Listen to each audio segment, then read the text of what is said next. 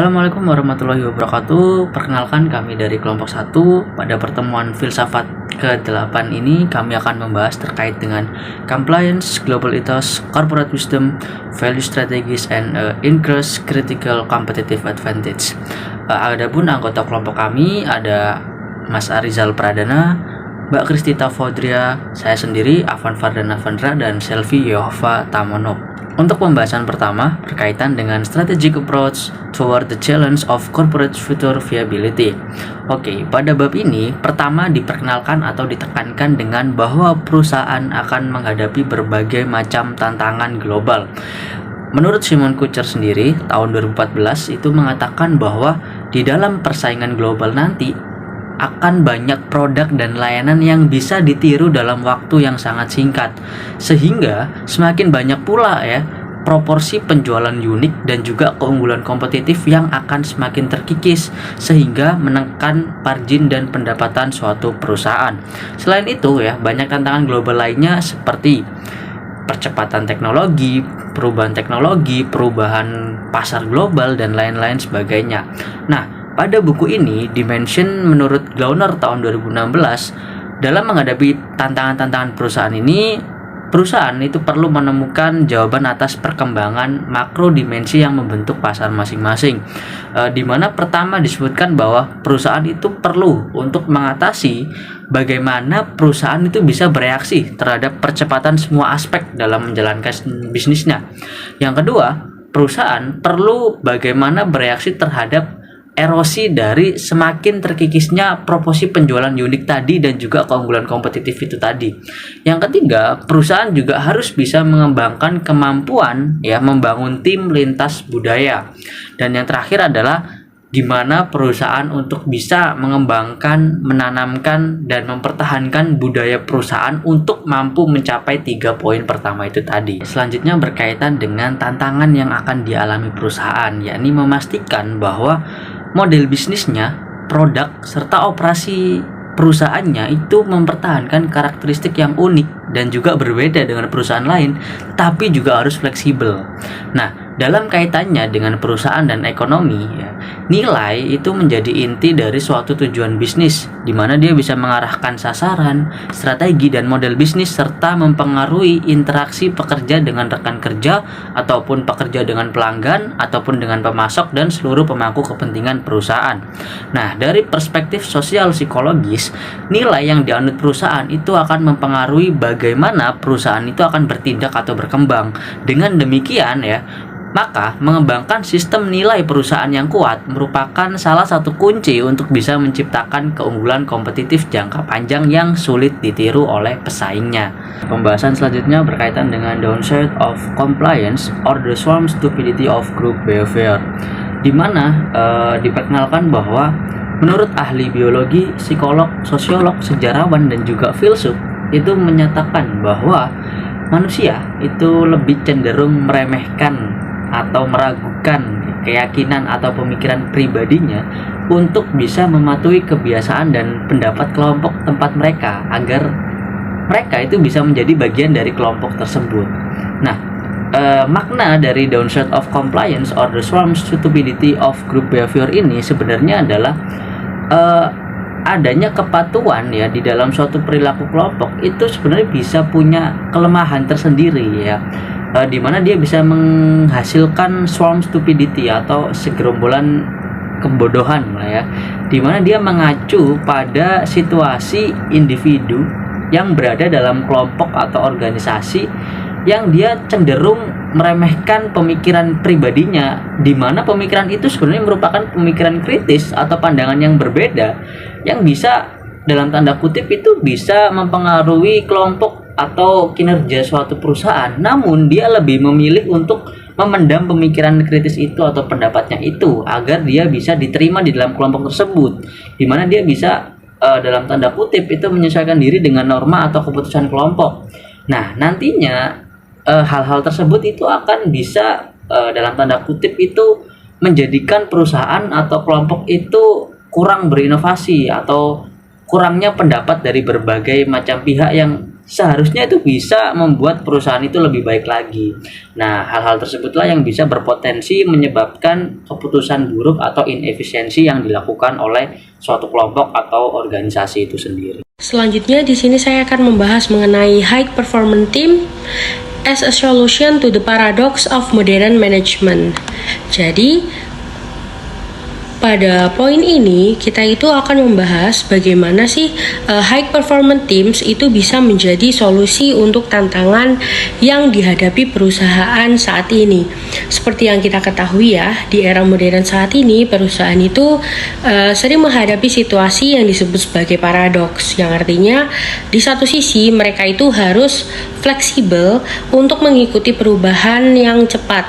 Namun di sisi lain mereka itu juga harus tetap memiliki arah yang jelas dan juga nilai yang kuat agar mereka ini tidak kehilangan identitas yang telah mereka bangun. Nah, untuk memahami bagaimana high performance teams itu bisa membantu, kita itu bisa melihat dari 3 pendekatan utama mengenai tujuan dari perusahaan itu sendiri. Yang pertama ada pendekatan stakeholder, yakni di sini perusahaan itu memiliki tujuan utama untuk menghasilkan keuntungan bagi para pemegang sahamnya. Kemudian yang kedua yaitu adalah pendekatan stakeholder, di mana di sini perusahaan itu juga harus memberikan manfaat bagi semua pihak, seperti karyawan, pelanggan, dan juga dari masyarakat luas. Kemudian yang terakhir adalah pendekatan microsystemik, di mana tujuannya itu untuk mempertahankan daya saing dengan terus berinovasi dan juga beradaptasi di pasar. Nah, jadi dengan pendekatan-pendekatan ini kita itu bisa melihat nih bahwa perusahaan itu tujuannya itu bukan hanya sekedar mendapatkan keuntungan saja, tetapi juga mereka itu juga bisa membangun hubungan dan juga berkontribusi pada lingkungan sosial. Nah, di sini high performance teams itu juga sangat cocok di dalam situasi yang seperti ini, karena mereka itu menggabungkan keahlian dari berbagai anggotanya untuk menyelesaikan masalah dengan lebih baik. Nah, di sini mereka itu juga lebih fleksibel, kemudian dia juga bisa beradaptasi, dan juga mereka ini tetap berpegang pada tujuan dan juga nilai dari perusahaan itu sendiri. Nah, selain itu, jika kita lihat dari sisi human to human atau hubungan manusia dengan manusia, perusahaan itu harus bisa nih membangun hubungan yang kuat dan juga saling menguntungkan, bukan hanya dengan karyawannya saja, namun juga dengan pelanggan, pemasok, dan juga pihak-pihak yang terkait lainnya. Nah, untuk membangun tim yang solid ini, perusahaan itu perlu memiliki yang namanya budaya kerja yang etis. Artinya apa?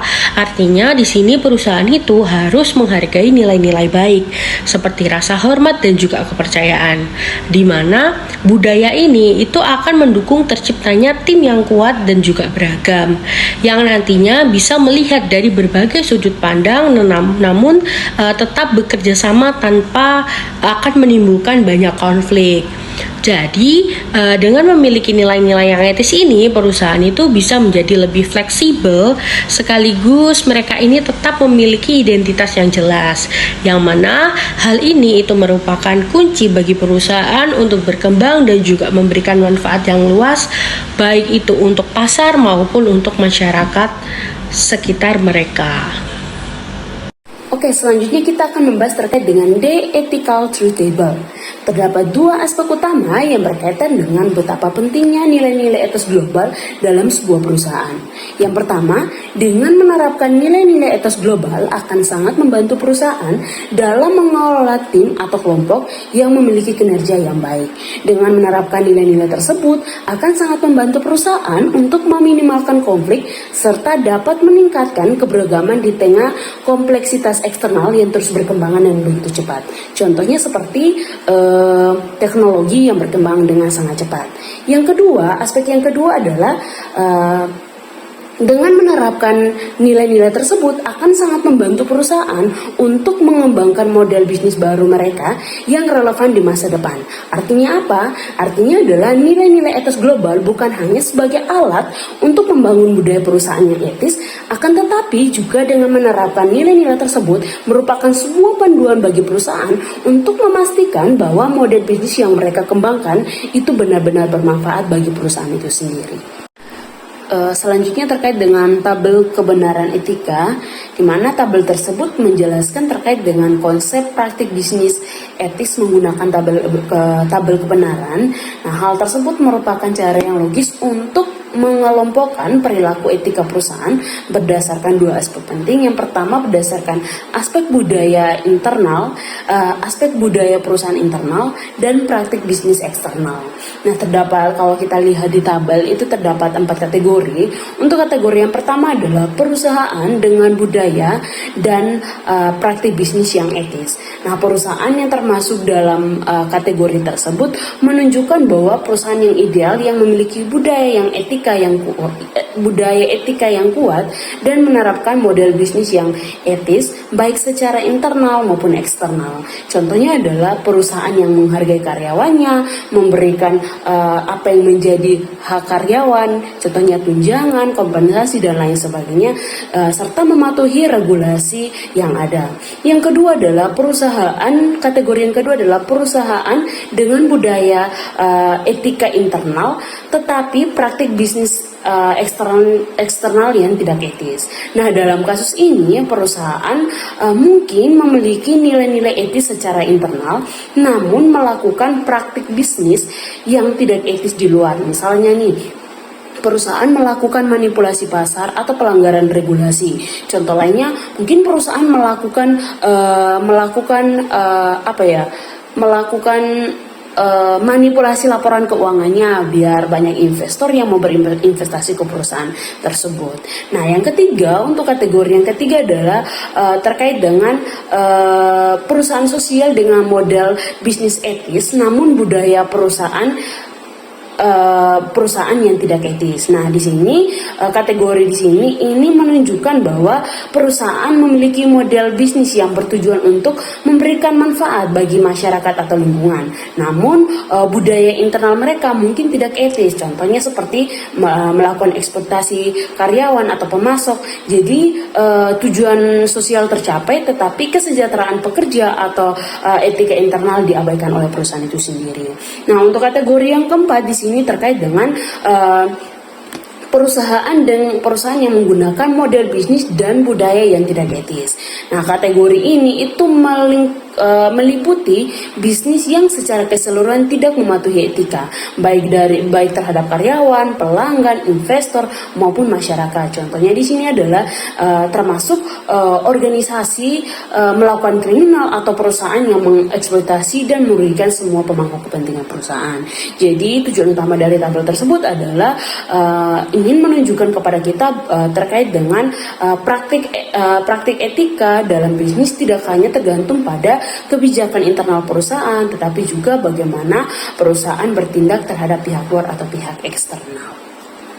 Selanjutnya terkait dengan corporate wisdom, corporate virtues and global ethos, value strategic to the competitive advance of tomorrow.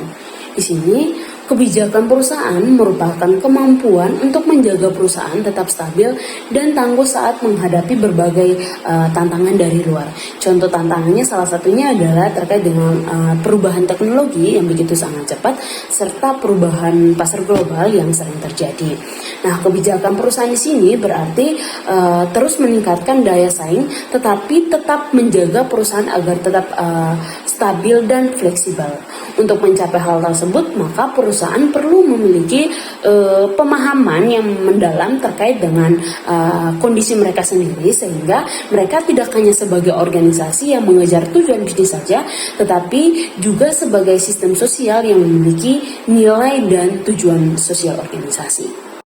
Selanjutnya adalah terkait dengan gambar 9.2, di mana gambar tersebut menjelaskan kepada kita terkait dengan corporate venturing melalui 4 perspektif yang masing-masingnya memberikan fokus yang berbeda-beda. Tujuannya adalah untuk meningkatkan pendapatan bagi perusahaan itu sendiri. Nah, berikut ini terdapat 4 perspektif. Kalau kita lihat yang dari bawah ya teman-teman. Pertama itu ada perspektif substantif, di mana perspektif ini berfokus pada dasar-dasar dan nilai inti perusahaan yang menjadi fondasi keberlanjutan jangka panjang perusahaan. Nah, perspektif ini mengutamakan penciptaan nilai yang mendalam dan bermakna melalui integritas dan keandalan perusahaan itu sendiri. Terus yang kedua, kalau kita lihat itu ada perspektif strategis, di mana perspektif tersebut menggambarkan terkait dengan pengembangan strategi yang bersifat jangka panjang yang dapat memperkuat posisi dari perusahaan tersebut di pasar global. Nah, dalam perspektif ini perusahaan berusaha untuk menciptakan dan mempertahankan keunggulan kompetitif serta mendukung pertumbuhan secara berkelanjutan. Nah, yang ketiga, kalau kita lihat di situ ada perspektif operasional. Nah, itu ada anak panah teman-teman. Perspektif ini berfokus pada pelaksanaan proses dan kegiatan operasional perusahaan sehari-hari yang mendukung efisiensi dan efektivitas dari perusahaan tersebut. Selain itu juga, perspektif ini bertujuan untuk meningkatkan produktivitas, mengoptimalkan proses, dan mengurangi biaya untuk mendukung pendapatan perusahaan.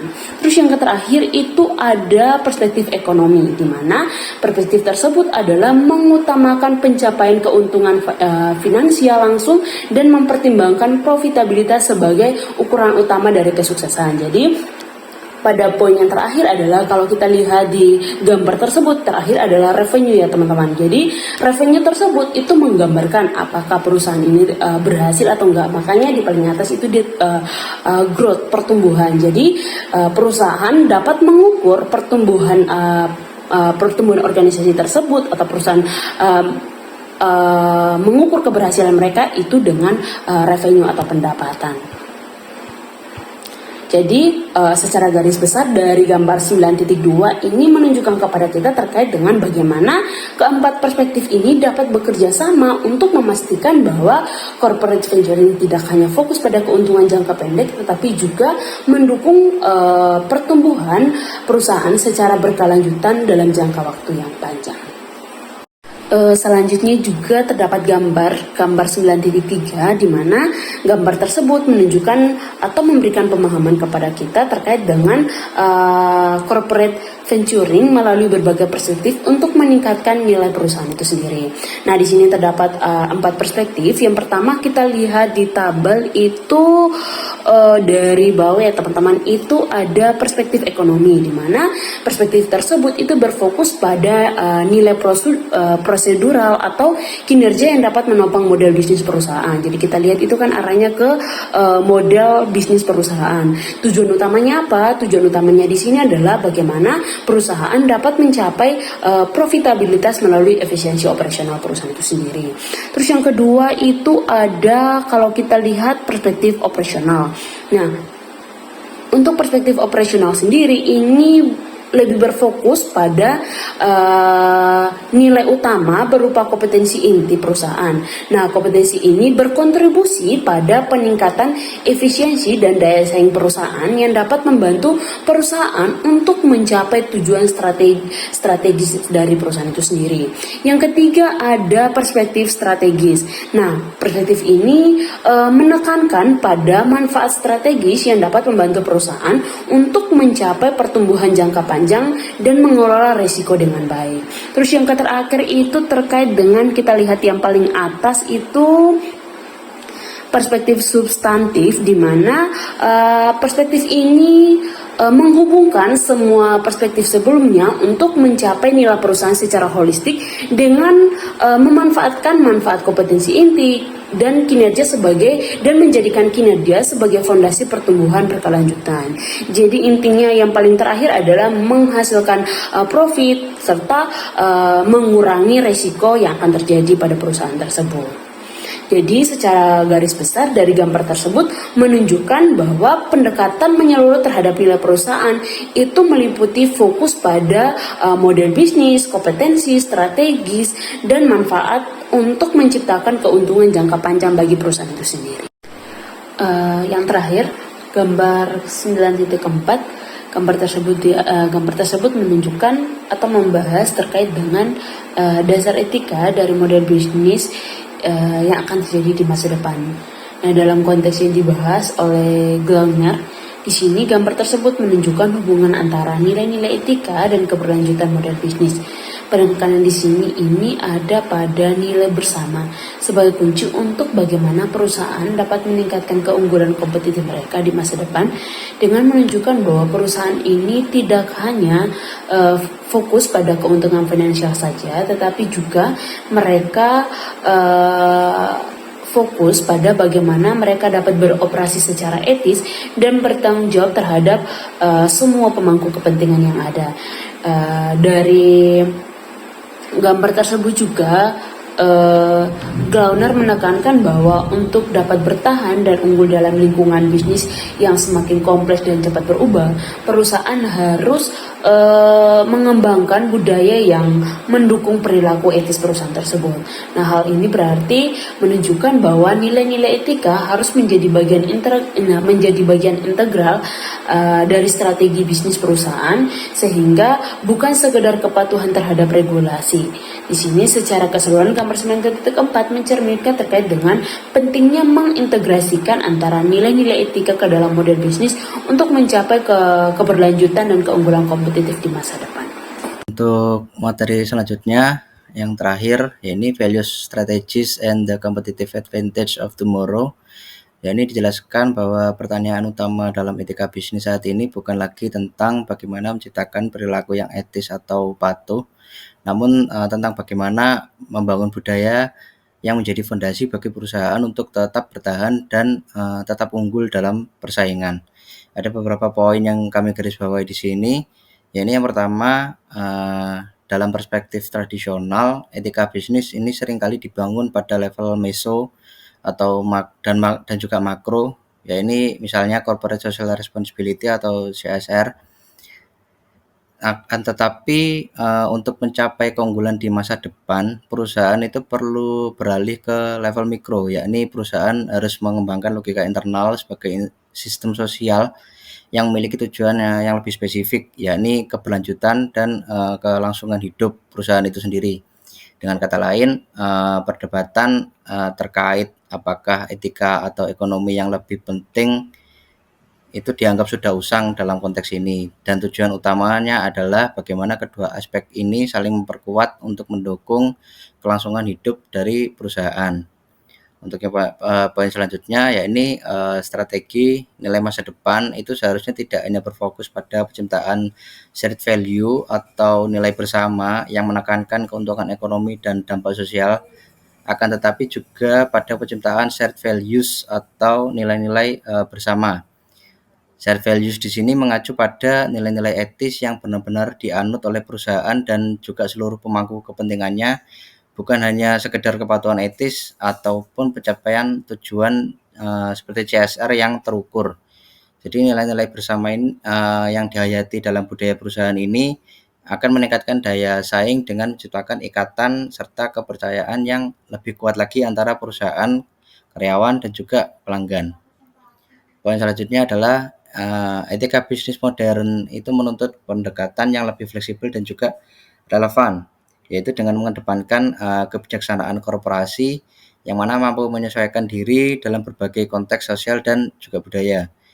Kebijaksanaan korporasi ini merupakan kemampuan perusahaan untuk menghasilkan nilai yang unik, yang mana yang berbeda dari kompetitornya, bukan hanya dalam bentuk produk ataupun layanan, tapi dalam bentuk visi dan cara kerja yang diterima oleh masyarakat luas. Dengan demikian, filosofis etika dalam bisnis akan bergeser dari penerapan prinsip-prinsip universal yang cenderung kaku menuju aplikasi nilai-nilai etika yang kontekstual, di mana nilai tersebut harus memberikan manfaat yang substansial dan juga nyata bagi masyarakat.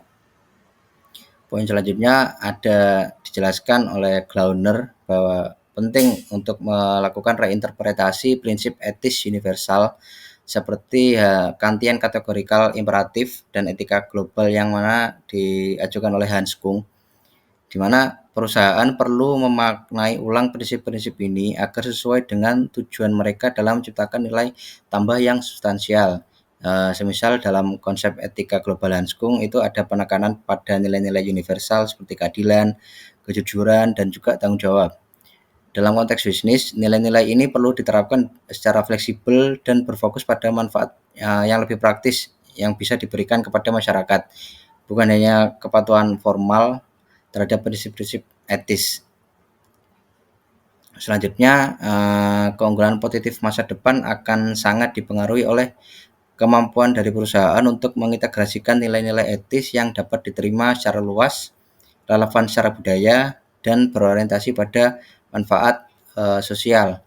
Hal ini akan membuat perusahaan lebih mampu untuk bertahan dan tetap unggul di pasar global yang semakin kompetitif.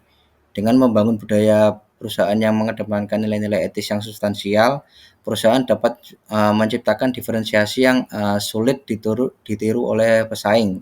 Karena diferensiasi ini tidak hanya berdasarkan pada produk ataupun jasanya, namun juga pada integritas nilai yang dianut dan diimplementasikan perusahaan secara konsisten. Secara keseluruhan dalam pendekatan ini, keberhasilan bisnis tidak lagi hanya diukur dari sisi keuntungan ekonomi, namun juga dari sejauh mana perusahaan mampu membangun nilai dan juga budayanya yang selaras dengan harapan sosial, memberikan dampak yang positif serta membangun kepercayaan dan juga loyalitas dari pemangku kepentingan.